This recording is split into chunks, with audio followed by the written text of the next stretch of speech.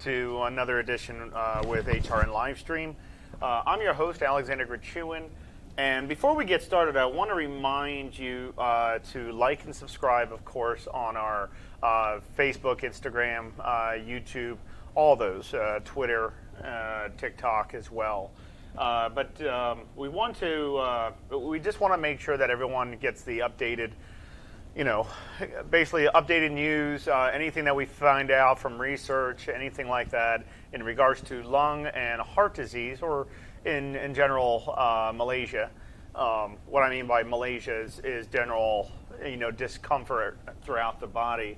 And but anyways, just follow us on one of our social medias, and we'll try to keep it informed as much as possible and keep it updated often.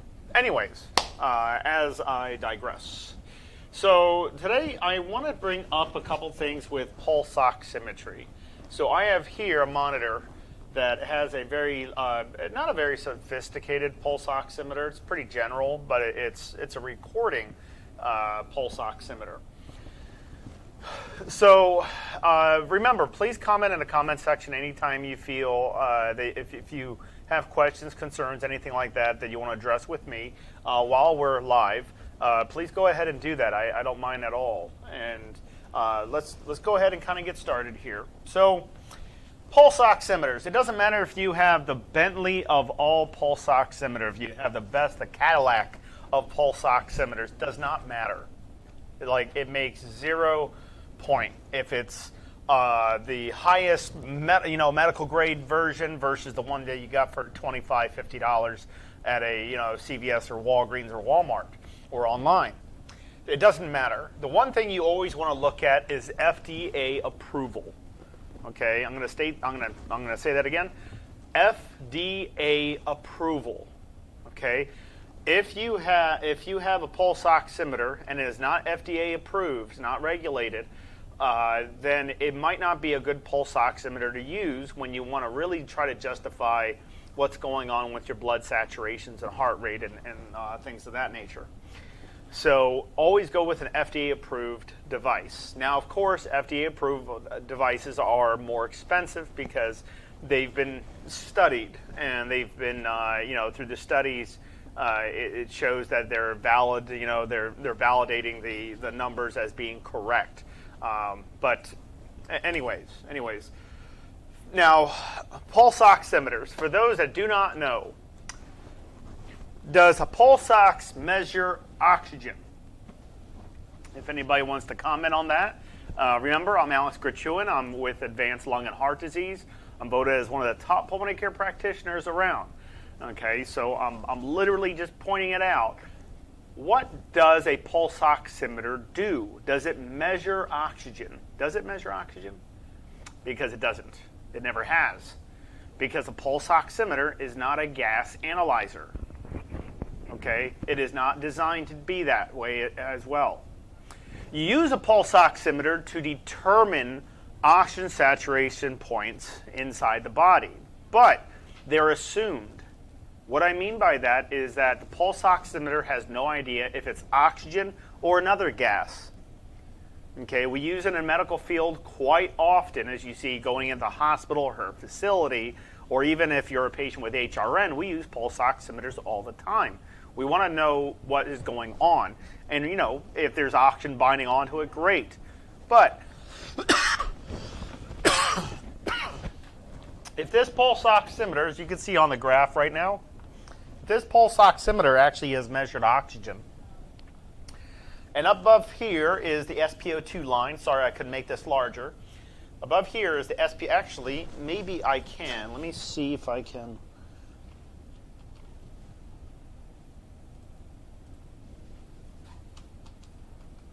No.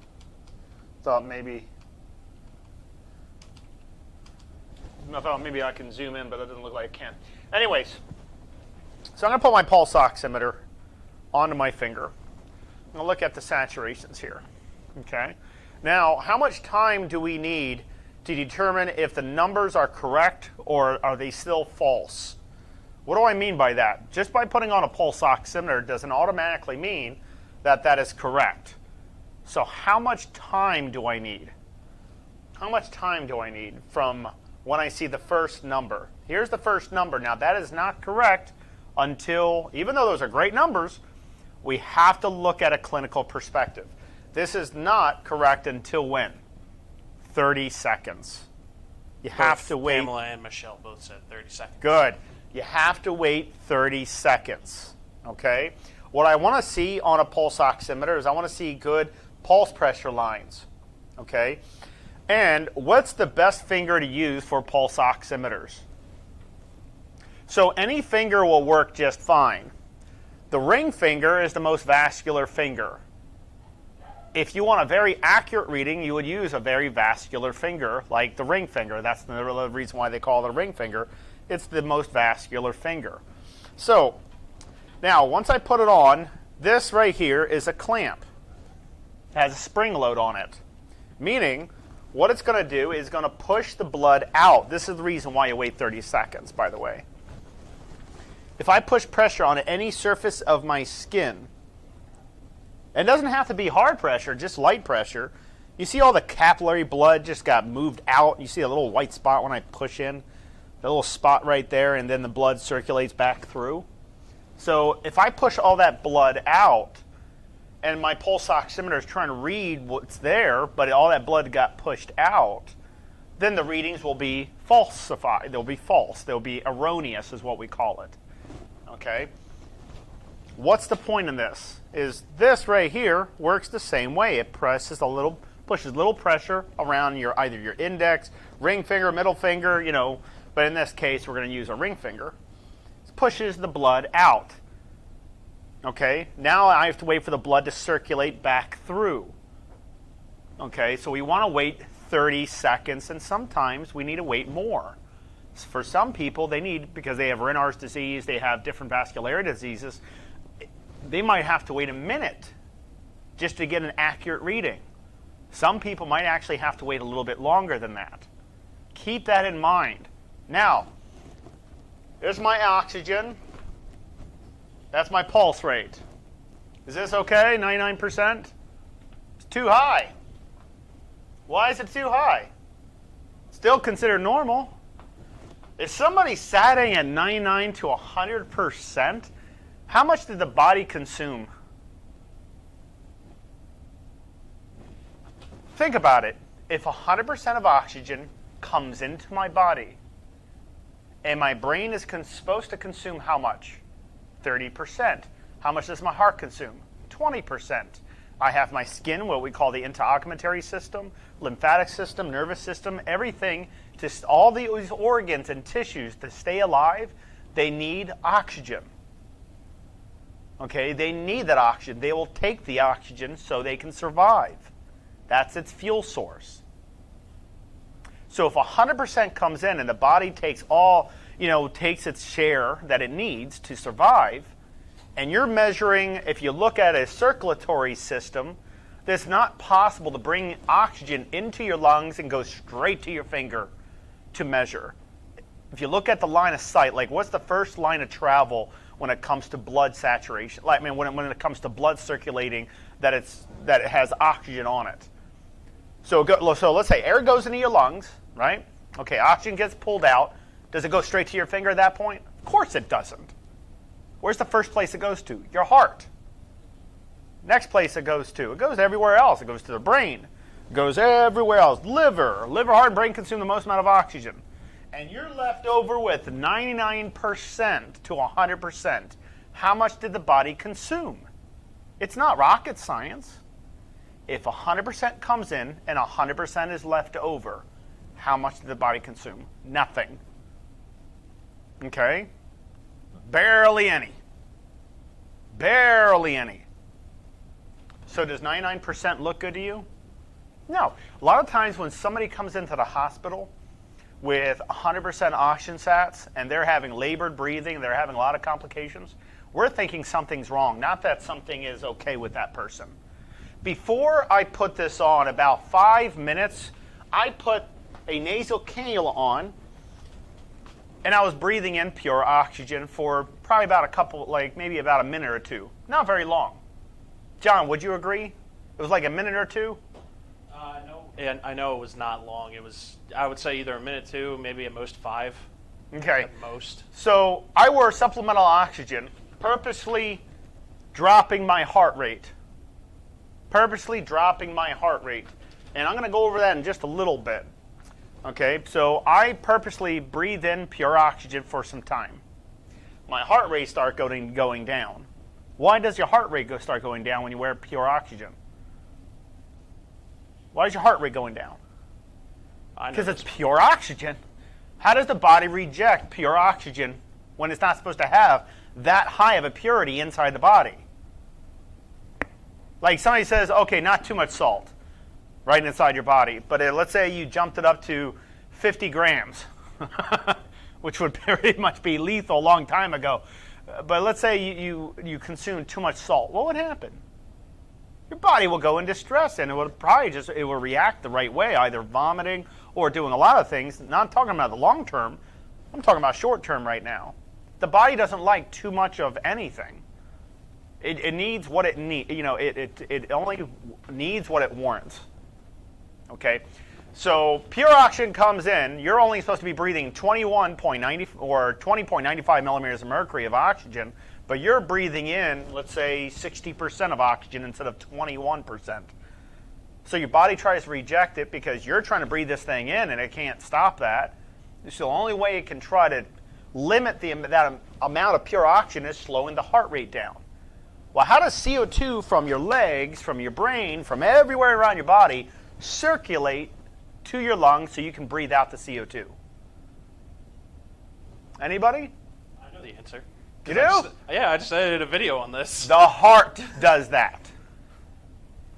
So if you slow the heart rate down, you are purposely increasing your own CO2.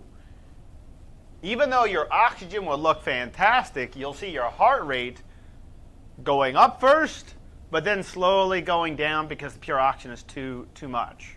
Called oxygen toxicity. And the heart rate starts going down, down, down, down. The person's, oh no, my oxygen's fine. I'm not sure why I'm having so much trouble breathing. Well, because you're not getting rid of the CO2. Well, I'm breathing really heavy. Yeah, you sure are breathing very heavy, but the CO2 isn't traveling fast enough to your lungs to get the CO2 out from your system. It's still stuck down here, moving at a really slow pace. That's a very bad thing. Too much of anything. Too much of anything will always kill you. Pulse oximeters has never measured oxygen. Okay? Whoever told you that, if anybody's ever told you that it measures oxygen, tell them to get the money back from school they went to. Literally, because pulse oximeters has never measured oxygen. Let me show you what I'm talking about. If I take this off, and I wave it in the air like I just don't care, is it measuring the oxygen in this room right now?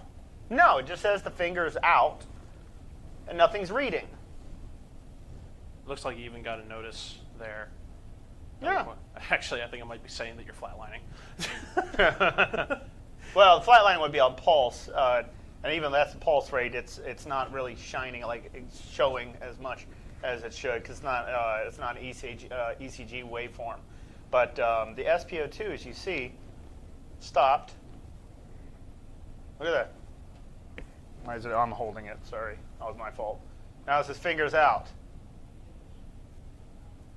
Because it doesn't measure oxygen. It has never measured oxygen a day in its life. It assumes oxygen. Let's say you were in your house and your carbon monoxide detector was going off. Okay? And you wake up with a large migraine, you're dizzy, disoriented, you're trying getting out of bed, you feel like you have a very large migraine. And what you're not realizing is, let's say your carbon monoxide has been continuously bleeding at a very high parts per million, and you're breathing in lethal doses. So you only have a matter of time to get outside to kind of fix this situation and go to the hospital. But let's say you have CO2 poisoning, okay? Not CO2, CO poisoning, I apologize. And you put the pulse oximeter, it's going to read 100%. But but if you look at your skin, you look at your nail beds, and they're blue. You go in the mirror, you see your gums are all blue. You barely have any oxygen in your system, but your pulse ox is reading 100%. Why? Because the pulse ox doesn't know if it's oxygen. It's assuming it's oxygen. What it doesn't realize is carbon monoxide attached to the hemoglobin, and the pulse ox is reading. There is some type of gas on there. It's reading 100% saturated, but you're showing signs of low oxygen or symptoms of low oxygen. Anybody, please, what are the symptoms of low oxygen? Symptoms of low oxygen. Tell the people that don't understand pulse oximetry, that are posting on Facebook thinking that it's okay to and they're not a clinician, like I'm a clinician. I'm licensed in this field. Okay? People that are not experts in this should not be giving information, especially false information or any information, unless you're well educated and you're licensed and that is your patient. But do not be going on Facebook telling people that, oh, your pulse ox should be doing this. Oh, no, you should be going to the hospital with this and that. I understand you're concerned, and I love the world that we live in that cares. But you're also understanding that some people are very anxious. And when they are very anxious, they're going to take what you say as correct because they think you're experienced. Okay? So we have to be educated to make proper decisions. If you're not educated on decision making, if you're not educated on how to use something as simple as a pulse oximeter, but you have to understand it has never measured oxygen. I'm sorry to tell you, but if you want an oxygen analyzer, plan on spending around $15,000. If you want to see your own CO2, you want to buy, let's say, a capno check, which is a very small device that measures exhaled CO2, and you want to know what your CO2 level is. That little thing is about the same size of a pulse oximeter. The end title, the small capno check. We usually put on my Anbu bags, and that runs around $2,000, if not higher. I know because I bought mine for $2,000. End title, but I'm a clinician. I have to use the devices like that. You shouldn't have to know your own CO2 levels. All you really want to understand is a good way to understand how high your CO2 is what? Looking at your pulse rate. Look at your pulse rate. Okay? The higher the CO2, the higher the pulse rate's going to be. So let me show you something here now. Okay? I'm going to bring up my reading. It's going to be, to wait 30 seconds. Does anybody have questions, anything? Comments, questions, anything? So Michelle actually has something that's somewhat related to this. What is the best way to deal with anxiety where you feel like you can't breathe, but when you check your oxygen level, it's okay, it's good? Anxiety is separate from oxygen levels. I understand, Michelle, how to handle anxiety. It's a therapy that where anxiety is best handled. It's not like sometimes we can give people a medication to kind of calm them down, but that's a crutch. That's a very temporary thing. You still have the overall cause of it. But we'll go into that subject later. Right now we're on pulse oximetry. So on pulse oximetry, and I'll still address that question. Okay, right now I'm at 97 and my pulse rate is 90. By the way, if my oxygen was at 99, am I still okay? Of course I am. Still considered normal. But if you went into the hospital with respiratory distress and you're sitting at 100%, most of the time we're going to think something's wrong. Okay? Low oxygen also, for those that do not know, and please write this down because it is referenced in every single medical book and journal that we use as clinicians to help our patients. Oxygen isn't the reason why you get out of breath. Okay? If you have low oxygen, let's say my pulse rate was my oxygen, would I be out of breath at oxygen at 88? That's a pulse rate, but I'm just as an example. If my oxygen was down at 85, would I be out of breath? No! I just said that. No, of course not. Because oxygen doesn't cause the out of breath feeling. It's a very poor indicator. What's a great indicator, or a great drive to breathe type of symptom, would be when CO2 climbs. When CO2 climbs, your body, senses the CO2 is climbing, because if it climbs too high, pH is going to drop, and you don't want the pH to drop too much, because then your blood's becoming very acidic. So the body goes into a failure type of response. So my pulse rate's 100, okay, but just pretend it is 80% oxygen. Would I be out of breath? No. But then why do some people, when they sat at 80%, they're out of breath, but you're still looking at that oxygen? What you're not looking at is that pulse rate. The higher the pulse rate, the higher the CO2. Low oxygen doesn't cause out of breath, but if you have somebody who says, well, actually, there's no actually, I didn't write this stuff up, this is an irrefutable fact. These are facts we have to go over. Whether you like it or not, this is a fact. There's nothing else I can do about that. It's a fact. So what I'm trying to say is, when somebody comes in and says, well, Alex, how come I get out of breath when my oxygen drops to 80? I said, well, how high was your heart rate? Like 130. That's the reason why you're out of breath. So it's not the oxygen? I said, no. I said, look at it like, it's like this. Look at it like this. If I breathe in shallow, pulling in a little bit of oxygen for this whole entire huge body, it might not be enough. And of course it won't be enough. So my oxygen levels are going to be low. And because I inhaled shallow, I can only exhale a little bit of CO2, causing my heart rate to be high because I'm not getting rid of enough CO2. Make sense? Okay. Now, we actually have a question about your pulse rate. Go ahead. This is from Karen. How is your pulse rate getting so high up to one? Because it was at 104 at one point. When all you're doing is standing still. Because I'm talking. When you're talking, you're not breathing. All I have to do is get my heart rate up, is to hold my breath. Plus, you're speaking about something you're passionate about here. So, well, that too. But I mean, yeah. If I'm just standing still, do you understand how the body works? It's okay if you don't understand, but the brain controls the body. How much does the brain consume every time I breathe? 30%. Okay. Now remember, oxygen doesn't cause the out of breath. It's really the CO2 that causes out of breath. Okay. So if I'm thinking of something, and let's say I'm working really hard in my brain, or I'm anxious, will my brain consume the same 30% every day of my life? Nope. It might even consume higher because it's overworking. Just like this muscle right here, this bicep, is consuming oxygen. If I leave it still, not moving it, does it still consume oxygen? Of course it does. Now, if I move it and I pull something very heavy utilizing that bicep, will it still consume the same amount, or will it need more because the weight is so heavy? It's going to consume more. It's not rocket science. Look at the brain the same exact way. At rest, the brain's consuming 30%. Now, it will fluctuate. You'll see 26% consumption, 30%, 35%, but oxygen is being consumed by the brain nonetheless.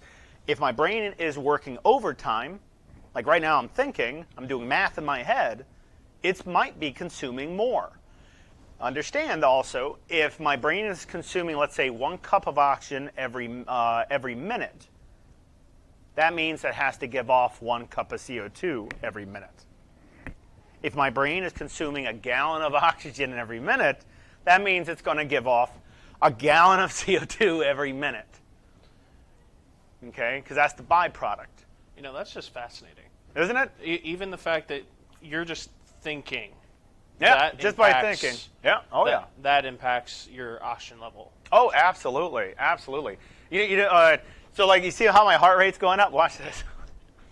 Now, of course, I'm trained in this. I'm a certified diver. I'm under the Maryland Board of Physicians as a respiratory therapist. I'm very well experienced, and I'm a very high-ranking person. If you're about to hold your breath, please do. No, I'm not going to hold my breath. Please don't pass out. I don't know mouth-to-mouth CPR. No. We have all these people back over here, John. Yeah, I know, but they're in a meeting. Just like, no, but watch. I'm not being a goofball. I just want you to see something here.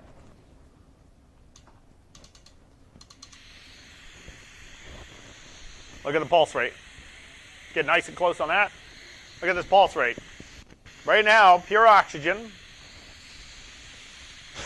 Now, if I breathe fast through this pure oxygen, will I breathe in all the pure oxygen? No. If I breathe in slow through my nose, I'm going to get the purest of oxygen concentration. What do I mean by that? Let's say you're running your nasal cannula at 2 liters per minute. Okay, you're running at 2 liters per minute. 2 liters per minute. Understand what 2 liters is. Okay, you're running 2 liters per minute. That means if you breathe an average of 500 milliliters and you take 4 breaths, you just consumed 1 liter. Okay, so just understand how fast you breathe counts. Now, right now, pure oxygen is going in my nose. If I breathe in slow, I'm going to get the purest of oxygen going into my body. If I breathe in fast,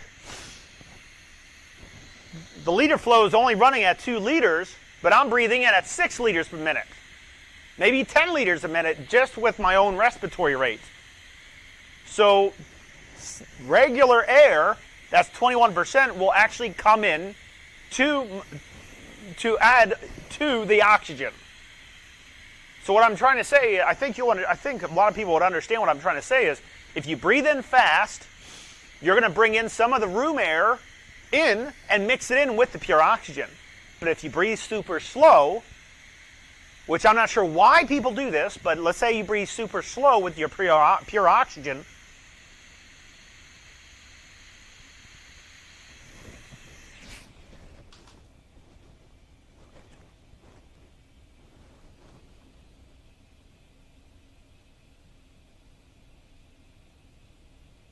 look at my pulse rate.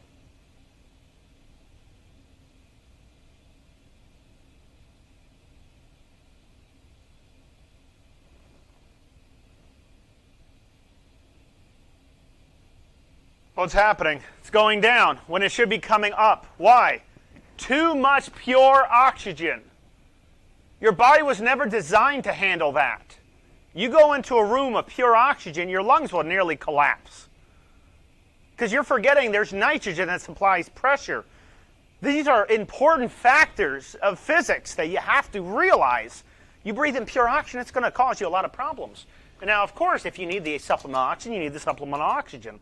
But if you feel that, oh, I'm out of breath, let me bring in pure oxygen because that's going to help. It's actually not the oxygen that decreases the work of breathing, it's the release of CO2. A good way to understand this is to actually, and have somebody else do it if you don't feel comfortable doing it, but just take a deep breath in. Now exhale all of it out. Once you exhale all of it out, hold your breath. Wait for you to start feeling hungry for air. When you start doing that, when you start feeling that, oh, I need to take a breath, I can't hold it for that long, you take 1 breath, but don't exhale. Your heart rate's still going up. Your feeling of not being satisfied from that 1 breath is still going up. Why? Why? Because what you just did, when you exhaled all the way out, your CO2 is climbing. You breathe back in. You didn't exhale afterwards. You breathe back in. You still didn't release the CO2 from your body. That means you're still feeling that work of breathing. Again, for the last time I should state this, out of breath is not caused by low oxygen. It's caused by CO2. Okay, learn from trained professionals, not people who feel like they know it all and they got their education from Cracker Jack box. No offense, but it's just ridiculous how some people are dying when they shouldn't have to because somebody gave them the worst type of information and idea in their head. Saying, no, I have COPD, you should do this. Yeah, spray Windex in your eyes. Yeah, I'm not sure why that would be a thing. But there's just right and wrong ways. Anyways, pulse oximeters. Now, how can I get an erroneous reading with a pulse oximeter? You see the waveforms? These are pulse pressure lines. Now, what I'm going to do is I'm going to clench my hand. Like, let's say I'm gripping something. Let me grip this pen. Okay? Not very tight. I'm just going to grip this pen. What's happening?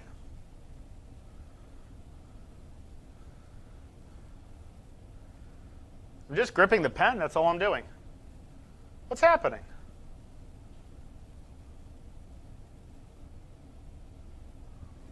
There's no oxygen reading. The last reading was 98, but it's not picking up oxygen reading. Why? Am I dying? No, of course not. The pressure waveform.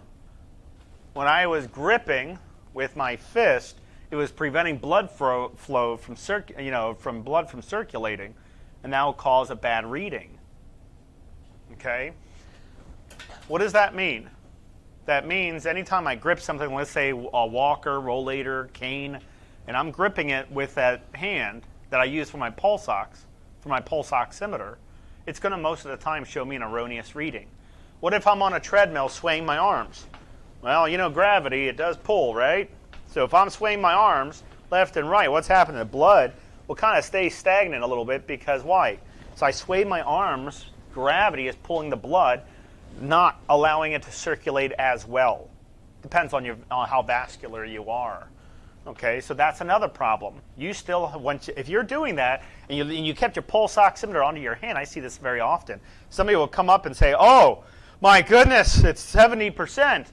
No, that's not correct. You just have to bring it up, pump your hand a few times to get the blood circulating through, and then look at it again and wait that 30 seconds. You just forgot that you're swaying your arms and blood was not circulating very well. Okay. All right. Another problem I see is low batteries, too much ambient light. Thick fingernail polish or very dark fingernail polish will also cause an erroneous reading. I was going to say, Mel said that either black or purple fingernail polish will really impact it. Oh, yeah, it really impacts it, Now, let's take a look here real quick. Just real quick. Can we get actually, not a major zoom in, but here, let me, actually, John, this should be fine like this for a second. Okay. Okay. Let me just wait for a reading to get up. Okay. So 9770. Now watch that. I'm going to jog in place. When I jog in place, depending on the severity of the exercise, oxygen levels will always drop. That's normal. There's not, John, please pull it out. Pull it out. That's normal for oxygen to drop the first few seconds, usually 30 seconds.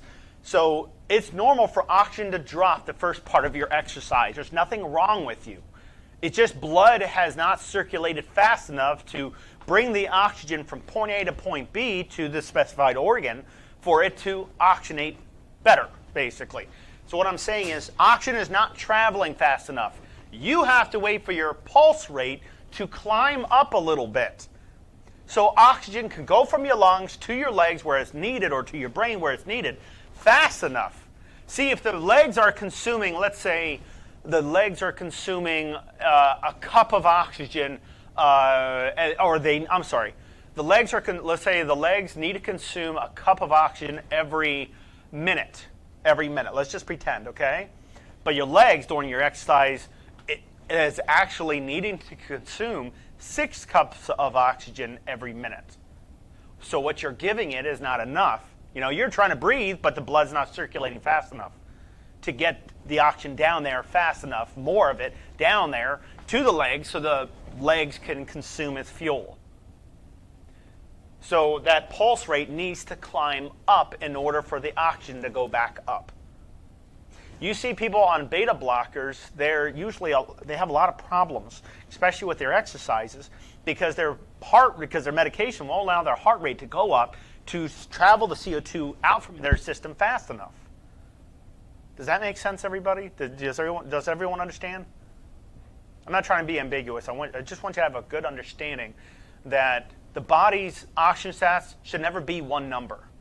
I get that a lot from a lot of people saying, it's like, my oxygen level's at 96, now it's 98, now it's 95, now it's 94, now it's 98. Like, okay, so what's wrong? Well, I've never seen that. You're not a clinician. That's supposed to happen. Oh. I said, and when somebody says, I've never seen that, how long, when somebody measures their oxygen, they're usually standing still or sitting still looking at it. They have never really stared at it the whole entire time while they exercise. Because if they did, then they would literally see oxygen levels go up, they go down, they go up, they go down. That's just how it is. That's the way it works. As long as you stay within a proper bracket, a proper range of oxygen, you're always good. Does anybody know what that range is? 88 to 100 is the range. Okay? A lot of doctors will say, a lot of respiratory therapists will say, oh, 89 to 100. Some doctors will say 92 to 100. The body needs oxygen. That's the way it is. But the body needs to get rid of CO2 as well. The muscles, when they contract, consume oxygen, release lactic acid. That lactic acid buffers out inside the body and turns into CO2. CO2 climbs, causes the work of breathing feeling that you feel when you're out of breath. Okay? You have somebody exercising. They're exercising. They put a pulse ox on. They're exercising. They're walking. Okay? That's exercise. So they're walking. But they slow their breathing down. So you start breathing in. Really slowly. Exhale. Okay. How much oxygen came into their body? Those two breaths. 4 to 6%. What I mean by that right now, if I breathe in oxygen, everyone watching me right now, just take a deep breath. That one breath you just took, how much oxygen from the atmosphere in the room you're in made it to your blood? 4-6%, not 46%. 4 to 6% made it to the blood. That's how much oxygen after one breath. Well, how about if you breathe super shallow? 4 to 6% of that little bit of oxygen that you just brought into the body, 4 to 6% of that made it into the body. And you're wondering why you're out of breath because you're not getting rid of enough CO2, and you're wondering why your oxygen is low when you exercise because you're not bringing enough oxygen into your body. Well, let me just boost up my oxygen, and you're wondering why you go back and forth to the hospital. Ladies and gentlemen, you need pulmonary rehab, and this is what you're going through. But at least let us help you educate yourself. Take one of the courses on My New Lungs about oxygen safety and oxygen usage. Just take one of the courses so you can at least see what's going on. Ladies and gentlemen, this is what we do for a living. Help us help you. Okay? You got to help us help you. Sitting down there and just not doing anything, waiting for this special medication to exist 18,000 years into the future or something.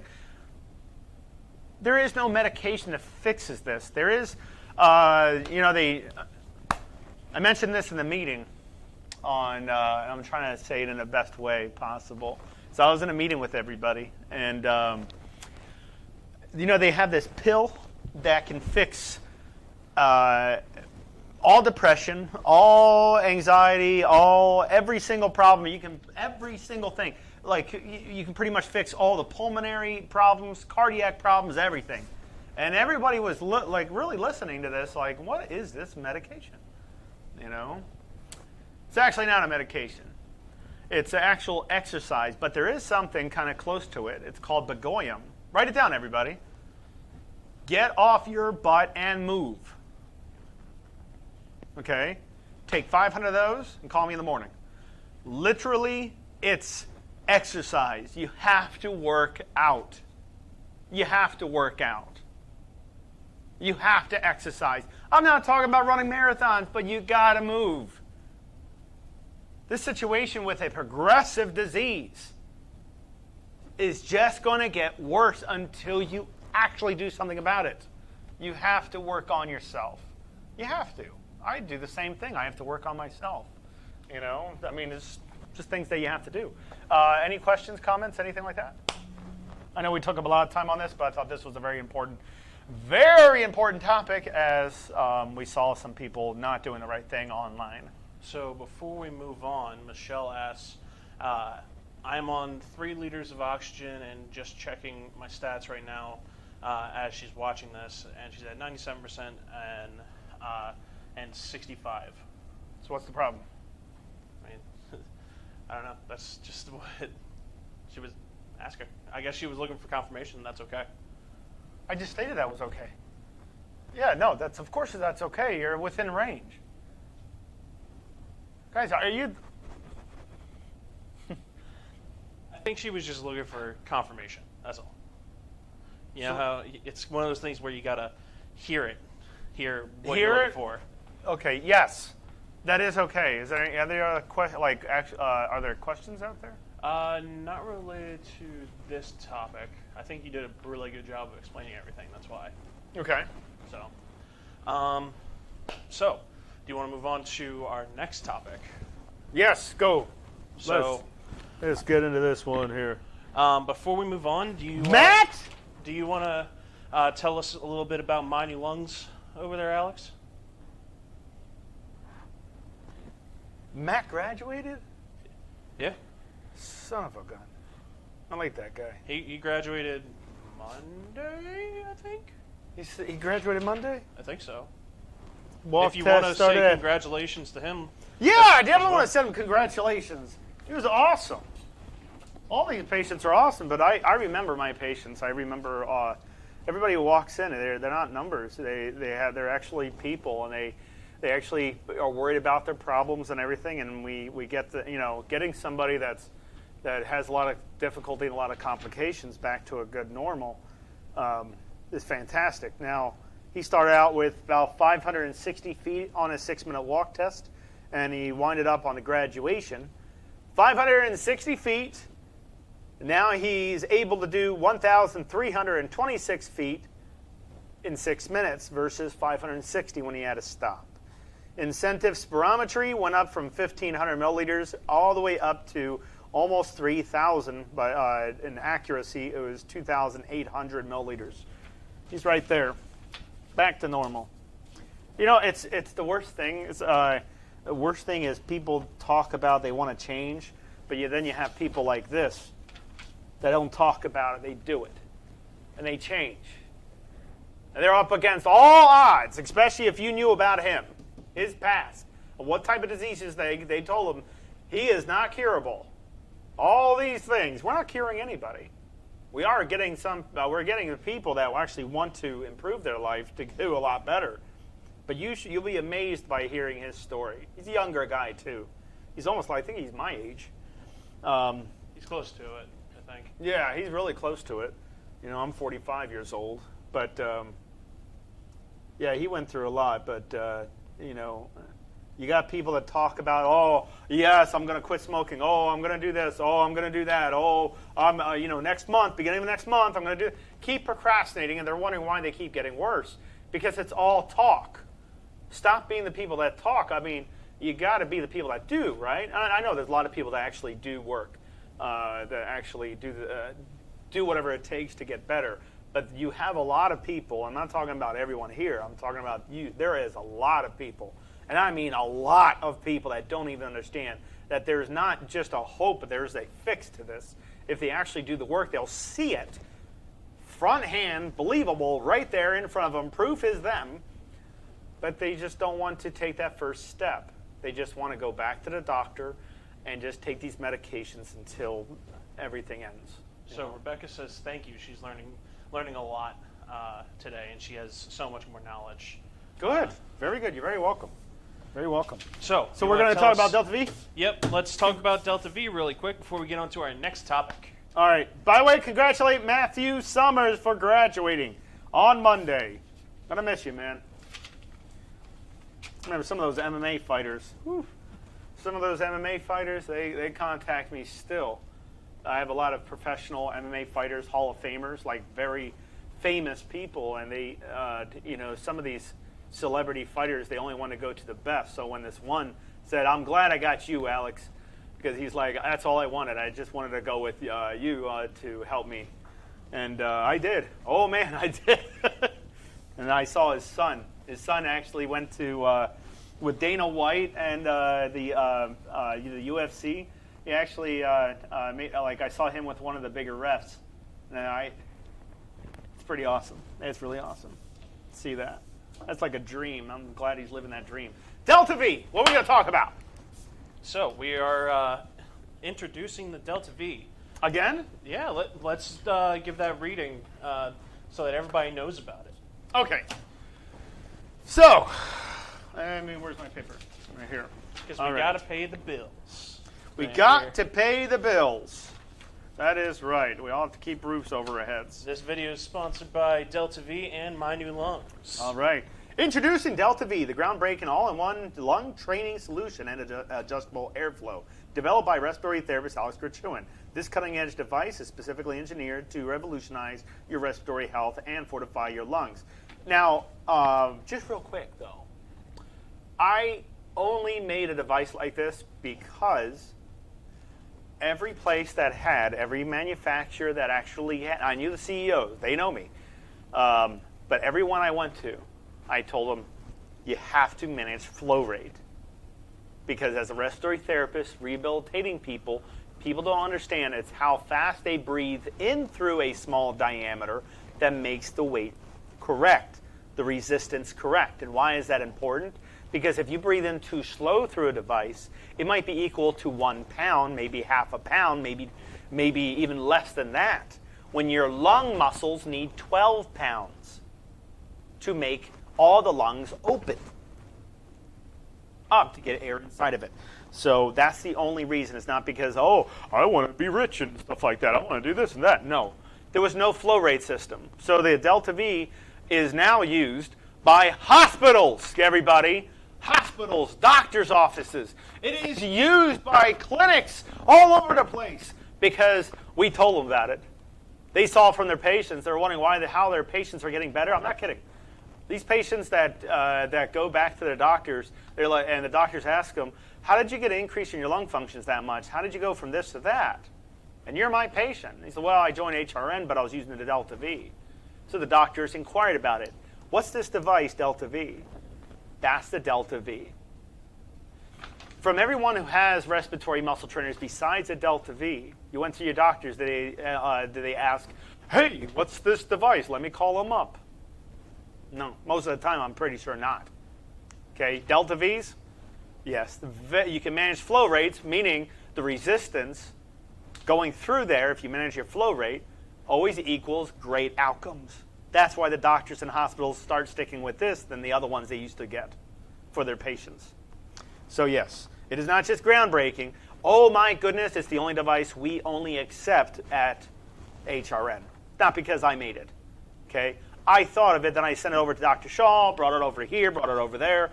It wasn't just me. I thought of the idea of managing a flow rate system. So you attach the Delta V to an incentive spirometer, and you use the flow meter's incentive spirometer flow meter to manage your flow rate. So Delta V has a range of customizable airflow settings, empowering you to tailor your training regimen to precise requirements. Whether you're recuperating from a respiratory ailment, eager to boost your lung capacity, or dedicated to cultivating optimal lung health, Delta V stands ready to accompany you in every step of the way. By seamlessly integrating an incentive spirometer, Delta V offers you the ability to meticulously monitor your lung capacity and chart your progress over time. Witness the remarkable growth of your lung strength and reveal the remarkable enhancement to your respiratory functions. Bid farewell to limitations. Delta V puts the reins of your breath control firmly in your grasp, enabling you to maximize your breathing potential.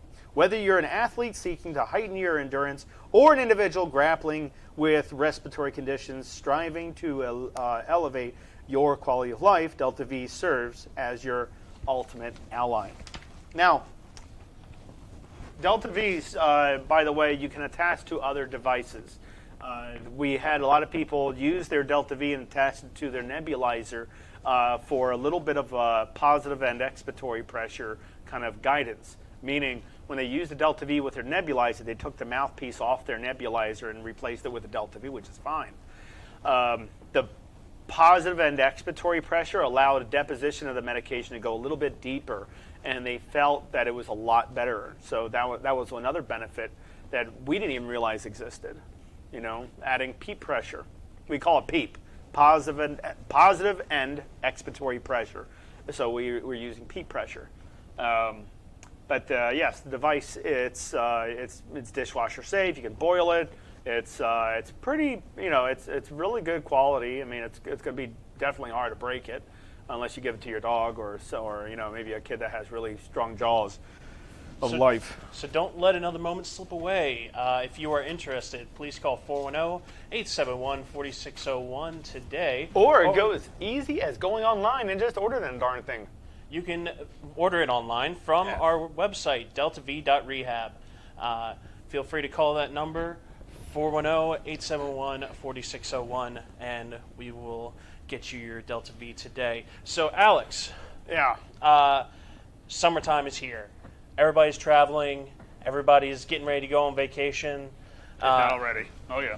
How can you travel with COPD? Just take it with you. Wait, there's a comment on there. There's a big comment. What was that? Dana says, my oxygen is on 3. I like to go walking at the stores, and I do all the stuff at home. Laundry, go swimming, and have such a hard time catching my breath. I have got to stop and rest a lot. Yeah, so remember, it's not the oxygen that causes the out of breath. It's the CO2. It's the ventilation. But if you breathe in a little bit deeper with your exercise, you'll see a better improvement. So, like, instead of what I do, who is the gentleman? Who is the person? The one that just commented. Dana. Sorry. All right. So Dana. So what I would say is I apologize if but anyways. So every time you take one step, just do yourself a favor. Every time you take one step, just breathe in a little bit deeper. Okay? Just a little bit deeper. So one step I take, I breathe in. The other step I take, I breathe out. One step I take, I breathe in. One step I take, I breathe out. Okay? You want to make sure that you're breathing in deep enough to allow some shoulder and chest rise. Not too much where you're breathing like this. That's too much. That's way too excessive. I'm just talking about breathing in deep enough. So one step, breathe in, enough to see a chest rise or feel chest rise, then you're going deep enough. Okay? But remember, once you get that down pat, and you still have the problem with just generalized fatigue from exercising because we're a little out of shape. So remember, just because we're a little out of shape, we're out of breath because we're out of shape, it doesn't mean that's a lung complication. It just means that we're a little out of shape. There's a lot of people, especially there's the people that run the Boston Marathon that have advanced COPD, but they're still able to run the Boston Marathon. So just understand that COPD should not be a thing that limits you from everything you want to do. You just have to find a way to control it better, how to manage it, how to fix the lungs up to where it's not as bad as it was before, going from end stage back up to a better normal. You can do that. I don't know why people say they can't do that. They should really just give up on their thought process, because a lot of these people, they're getting the results they want by doing the actual exercises. But then you have some Jane Doe or some other guy that's literally just saying, "Oh no, it just gets bad." Oh, they're just miserable and negative. And I understand that, but there is people like us that actually do that work that makes that difference. But So Karen has a question of... All right, what's the question? Does that mean inhale through the mouth, or does it not matter? Just get this freaking air inside your lungs. It doesn't matter if it's through your nose, your eyes, your ears. No, I'm just joking. But it does have to, it doesn't matter if it's nose or mouth. Just get the air inside your lungs. Okay? Get the air inside your lungs. My kid did that to me. He says, "Dad, air is coming into my lungs. Is that the point?" I said, "Yes." And he said, "Okay." I was like, all right. But yes, usually if you try to breathe in through the nose really fast, it gives you a little bit of a sinus headache, just a little bit. So the body likes to go the path of less resistance, and that's actually through the mouth. So when somebody tries to breathe in through their nose when they're exercising, and it's kind of hard to breathe in through your nose because it's so much need of air going through that little two small orifices, then your body is going to want to try to breathe through the mouth, and that's fine. There's nothing wrong with that. Okay, you'll still pick up humidity, not as much as the nose, but you'll still pick up humidity. It's a normal thing in the body. Doesn't mean there's a right or wrong way, but just get air inside your lungs, okay, and get rid of the CO2 out from your lungs. That's all you have to worry about. All right. So, how can you travel with COPD? So, traveling with COPD is actually pretty simple. The only thing is, it's always a little strategy behind it. So, you have COPD, you have lung disease. First thing you want to do is write out a plan. Step 1. By the way, everyone, you trying to remember all this, nearly impossible, especially when you have a high CO2 levels, because remembering things is going to be something very difficult. So I would recommend either recording this, reviewing it back, or taking notes. Okay? When people have COPD and they have memory problems, because that's some, if there's not enough oxygen going in the body, there's not enough going in the brain's not going to function as well as you want it to. Well, our viewers can also watch this back at any point after the stream. Absolutely. But definitely take notes, guys. So let's say I have COPD. I need to go on to, let's say, a cruise. Or I need to go on vacation. Okay? Step 1. Very first step. Write down a plan. Just have a piece of paper, write down a plan. Okay? Your first step is call your doctor. Step 1. Call your doctor. Letting your doctor know, hey, doc, I'm going out for about 2 weeks. I'll be on let's pick a high elevation. I'm going to Aspen, Colorado. Okay, I'm going to Aspen, Colorado. I'm also going to Park City, Utah, and I'm also going down to Provo. Those are the highest peaks that I've seen. That is oddly specific. Yeah. Well, I went to Weber State University. Oh, that's right. You went to college out there. I went to college down there, so I remember. I didn't grow up down there. I went to college there, and but anyways. So first thing is call the doctor up, letting your doctor know, hey, I'm going to be out for a couple weeks. I'm going to go over here, there. There's a heightening of I'll be at a higher elevation. Let's say you never wore oxygen a day in your life. Your doctor might say, okay, because you're going to a higher elevation and your EPO probably wouldn't be stimulated by that time because it takes about 3 weeks for it to kick into gear. EPO is a hormone secreted by your hypothalamus, secretes to your pituitary gland, cause the red bone marrow in your blood to produce more red blood cells to carry more oxygen. So that has to happen, and that takes about 3 weeks for that to happen. So what I'm trying to say is if you go in a high elevation right away, you're going to be out of luck for a little bit. So you have to slowly work your way up to the high elevation. And to bypass that, just take supplemental oxygen with you. So the doctor would actually say, okay, because you're going to the elevation, I'm going to prescribe you oxygen. And you might say, well, I've never wore oxygen. And he's like, well, this is a higher elevation. Even if you don't have any lung disease, I still will give you oxygen because you're going to this elevation. Let's just say. Okay. Step 1, call your doctor, see what your doctor says. Step 2, let your family know, let your neighbors know that you're going to be gone for a little bit. Okay. And plan out your plan for the course.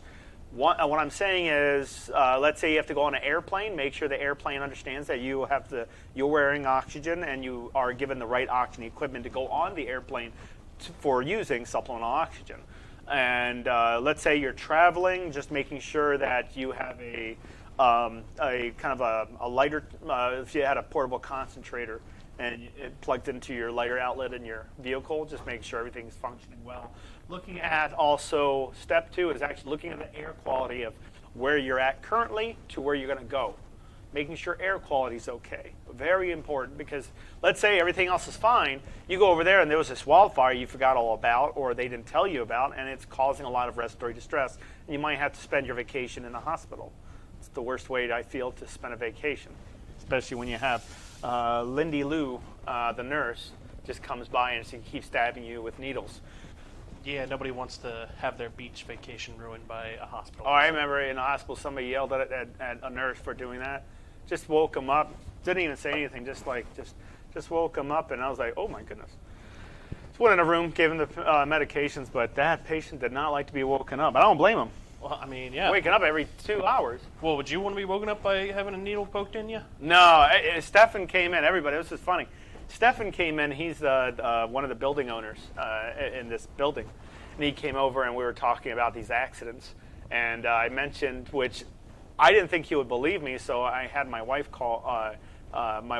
speak. And I told him about when I got ran over by a bus, city bus. And he was like, what? I says, yeah, whoa. You got to hear what the lawyer said.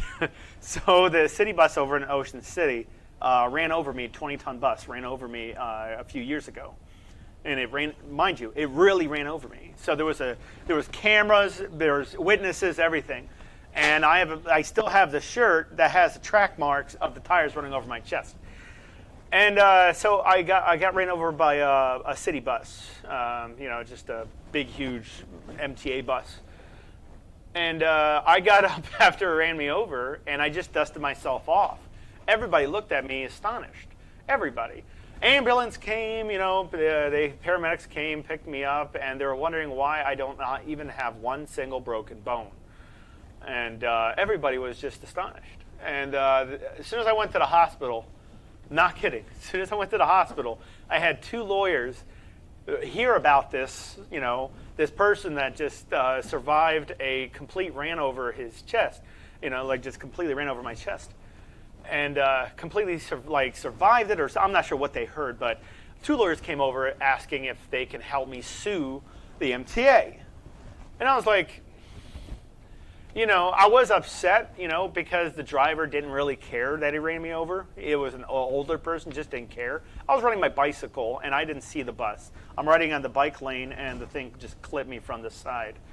And I was really upset by that. So I said, let's see what you can do. So nothing happened out of that. And the lawyer called me up with my wife, and my wife was right there, and said, we have to drop the case because you had no injuries. And I said, okay. He said, just imagine how much money you would have gotten if you died. Verbatim, his words. That's what the lawyer said to me. I said, I can't believe you exist, man. I can't believe it. And he says, sorry, that's just the way the world works. We got to eat, and stuff like that. I was like, I couldn't believe that. They all just wanted money. Money. Everybody's just crazy. Anyways. So, Pamela has a question. Yes. Regarding traveling. So she is a bit anxious about traveling on a plane. What can she do as COPD, as somebody with COPD and traveling on a plane, other than what you mentioned previously of just simply letting them know? So the airlines are very well equipped with this type of situation. I have a lot of patients that actually travel through the airplane using supplemental oxygen. So if the airline, especially like the stewardess, kind of know and just kind of, I haven't seen one airline that wasn't very good at this, I should say. So it doesn't matter if you're on American Airlines, Delta, United, Southwest, doesn't matter.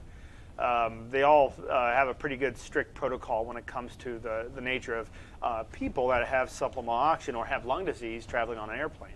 If you feel that might be a concern, one of the best things you can do is let the airline and the stewardess know. Okay, what they usually will do, they'll keep an eye on you walking by, the aisles, and just making sure you're okay. But they're fully well aware, just in case you do get into a small panic attack, because that can happen. But just understand, flying is the safest way to travel still. Okay, it's still a safe way to travel. All right, it can be a little anxious driven. So a good thing to do is actually letting your doctor know, and some of the times your doctors will give you like Xanax, or they'll give you something to kind of calm you down during the flight.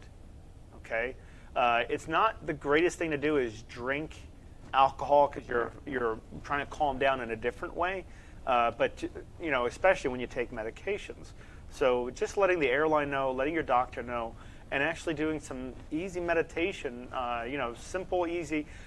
Just I have sound canceling headphones, and they're very good, and I put them on my ears when I travel, because I don't like being around too many people in a small area. I don't do well with that.